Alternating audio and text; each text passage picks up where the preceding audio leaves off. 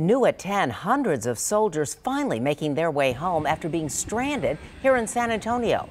Nearly 300 Army National Guard troops just finished a year tour in Kuwait.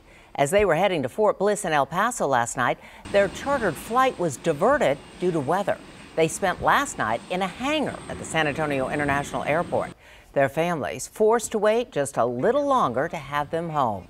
They finally reboarded their plane to head home this afternoon.